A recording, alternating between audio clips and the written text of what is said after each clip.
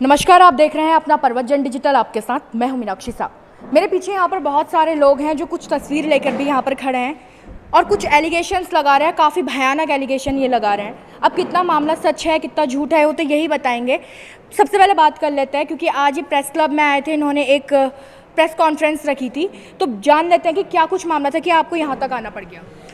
Madam, हमने अपना सब जगह कंप्लेंट किया, शासन प्रशासन में हम सब जगह गए हैं, हम कोतवाली गए हैं, हम चौकी गए हैं। किस चीज़ की कंप्लेंट की है? हमारा इलाके की कंप्लेंट है। ये हमारे इलाके में आपराधिक तत्व के व्यक्ति नाजायज़ ज़मीन पे कब्जा मार के नाजायज़ तरीके से रहते हैं। उन्होंने पूरे इलाके का माहौल ख़राब कर रखा है। उसने हमारे को पिछले 6 साल से परेशान कर रखा है और उसकी गतिविधियाँ ऐसी हैं, ना वहाँ रहने का माहौल है और उसने हमारे मंदिर का भी ऐसा हाल कर रखा है, ना भक्तों का आना जाना हो सकता है, ना उसमें पुरोहितों का रहना हो सकता है। अच्छा, गतिविधियाँ क्या है, क्या हुआ है ऐसा? उसने सबको आपराधिक, अपने जो व्यक्ति उसके पास आके बैठते हैं बाहर से, अनलीगल तरीके के व्यक्ति हैं, आपराधिक तत्व के व्यक्ति हैं, वो उनके ज़रिए उनको डराता है, धमकाता है और मोहल्ले वालों को भी डराता है, धमकाता है। वो कौन है? वो राकेश कुमार नाम है उसका और वो दिल्ली फार्म में रहता है और रहने वाला नगीना बिजनौर का है। उसके पास यहाँ उत्तराखंड के कोई कागज़ कोई पेपर नहीं है। उसने अनलीगल तरीके से वहाँ ज़मीन कब्जा रखी है और उसके हालात इस समय ऐसे हो गए हैं कि वो अपने आप को वहाँ का सबसे मजबूत व्यक्ति समझता है और जो लोग वहाँ रह रहे हैं सभी परेशान हैं उससे। सभी परेशान हैं। हाँ जी मैडम जी, आप बताइए, क्योंकि आप काफ़ी यहाँ पर रो रही थी, बहुत सारा आप इमोशनल हो रही थी। मेरे पास बेटा कुछ नहीं बचा है अब बोलने के लिए। मैं अपना बेटा खो चुकी हूँ। अब तक मैं इसलिए सहती थी कि 5-6 सालों से चलो कोई बात नहीं, पड़ोसियों के है ना, जैसे लोग कहते हैं कि पड़ोसियों के साथ है कोई बात नहीं, अरे छोड़ो ना बेटा, हमें क्या करना है, अपनी पढ़ाई पूरी करनी है और हमें यहाँ से चले जाना है। हमेशा मेरे दिमाग में एक ही बात रहती थी, हमें क्या करना है अपने। आपका पड़ोसी था वो?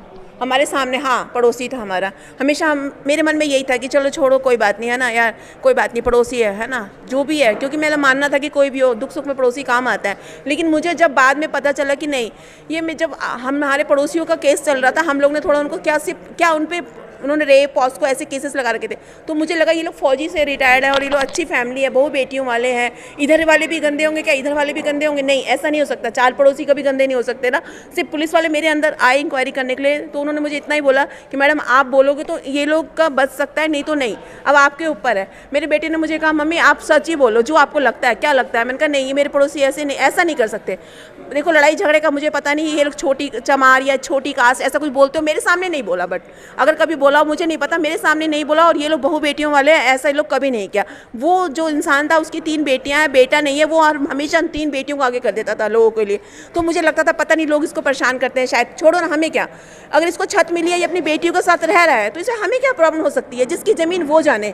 अब तक मेरा सोचना यही था, लेकिन जब हमने उन पड़ोसियों का साथ दिया, सिर्फ इतनी गवाही दी कि नहीं ये लोग ऐसे नहीं है, उसके बाद आए दिन जब मेरा बेटा कॉलेज से आता था तो ये कभी गाड़ी पीछे करो, कभी गाड़ी आगे करो। सामने पड़ोसियों का कैमरा है, उस पर सारी रिकॉर्डिंग है, आप चाहे तो देख सकते हैं। हमेशा ये यही कहता था। मैं इनको फ़ोन करती थी, इसको समझाओ राकेश को कि हमने ऐसा कोई बयान नहीं दिया है, और ये हमेशा हमें बोलता था कि एक केस इनके नाम भी बनेगा। तो मैंने अपने भाई को भी एक बार भेज के बोला, उसको बोलो कि हमने कोई ऐसा बयान नहीं दिया है, ठीक है? जिस दिन मैं कोर्ट में या कहीं दूंगी ना, उससे पता चल जाएगा। उस दिन हमें तो एक दिन मेरा बेटा शाम के टाइम नवरात्रों में आया, तो उससे बहस चल रही थी, मैं पूजा छोड़ के भाग के गई। मैंने कहा क्या हुआ भैया? तो मेरे बेटे ने बोला मम्मी ये मुझे धमकी दे रहा है कि 24 घंटे के अंदर ना तू दिखेगा ना तेरी गाड़ी दिखेगी, अपने हद में रह ले। तो मैंने उसको हाथ जोड़ के, मेरे कैमरे में भी है इस बात के लिए, मैंने कहा भैया हमें 1 साल आप यहाँ रहने दीजिए, 1 साल हमें रहने दीजिए, हमें पता है आपको हमें से दिक्कत है, 1 साल बाद मैं अपने बच्चों को लेकर चली जाऊँगी, इनके आगे की पढ़ाई मुझे वही करानी है। अच्छा मैडम, ये सारा ये ज़मीन का ही मामला है जिसको लेकर? मुझे उस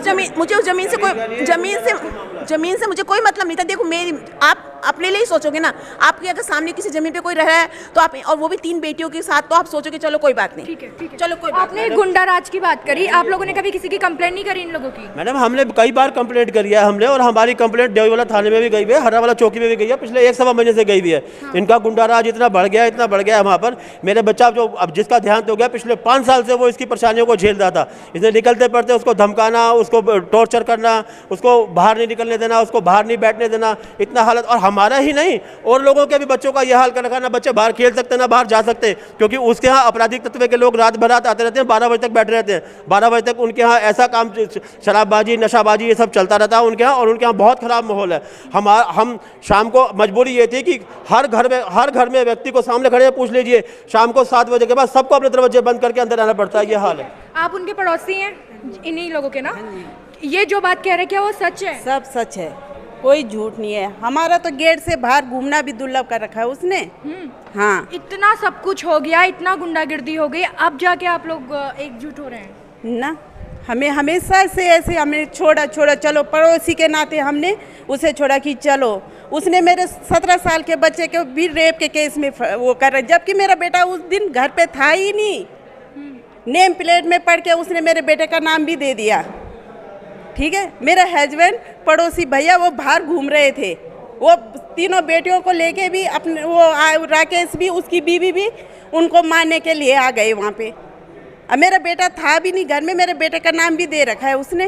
तो मैडम ऐसा गुंडाराज कब तक चलेगा? पूरा मोहल्ले को एकजुट इसीलिए तो हम यहाँ आ रखे हैं, इसीलिए जब सब जगह से हमें निराशा मिली तब जाके हमें यहाँ आना पड़े। हाँ जी मैडम, आप बताइए। ये तो बहुत गंदा आदमी है। बस हमें तो अपने बच्चों को बाहर बहुत मुश्किल हो गई। हमारे छोटे छोटे नाती पोते हैं, कैसे घुमाना है हमने बाहर। एक बार ये तस्वीर दिखाइए। ये तस्वीर आप देख सकते हैं, ये वो हैं जिनकी इस व्यक्ति की वजह से, इस व्यक्ति के गुंडेगिर्दी की वजह से जान गई है। ये हैं वो व्यक्ति, ये उनकी माँ है। आप इनकी मदर है ना? कब का ये केस है? ये सब ये 7 अप्रैल का। 7 अप्रैल का। 5 आप अप्रैल थोड़ा इधर को आ जाइए, इधर को आ जाइए। हाँ जी। 5 अप्रैल को उसने जस्ट धमकी दी थी कि 24 घंटे के अंदर तेरे को पता भी नहीं लगेगा तेरी गाड़ी कहाँ गई और तू कहाँ गया।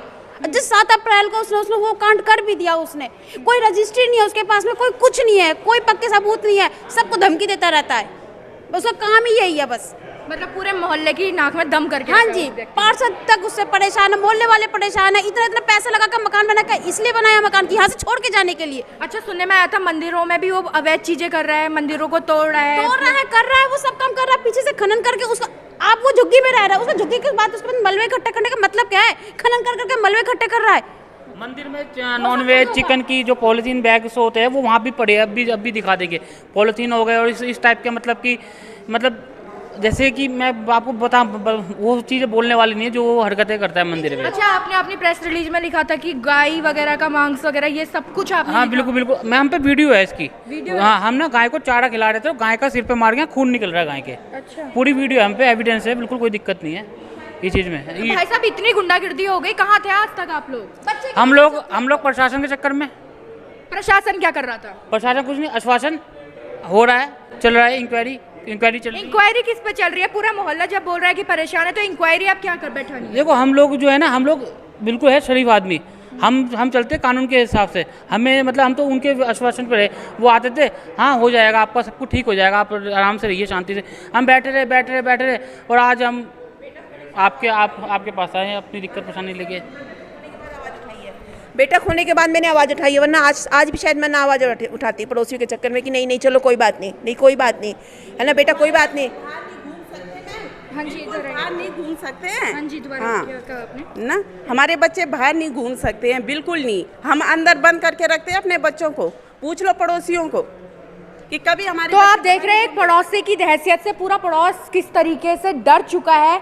गुंडागिर्दी चल रही है, हर्रावाला का ये पूरा मामला है। इनका कहना है कि मंदिर में भी इस तरीके की अवैध वो हरकतें कर रहा है, मंदिर तोड़ रहा है या वहाँ पर मांस के टुकड़े फेंक दे रहा है और बहुत सारी जो हरकतें हैं वो बता रहे हैं। और इस मासूम की जान भी उसकी वजह से गई है, ये भी इन लोगों ने बोला है। अब ये आरोप कितने सच है इसकी पड़ताल तो हम करेंगे कि प्रशासन और शासन को जगाना कि आखिर किस तरीके से अब इन लोगों को थोड़ा सा राहत मिल सके। तो फिलहाल अभी मेरे साथ इतना ही, बने रहिएगा अपने पर्वत जन डिजिटल के साथ।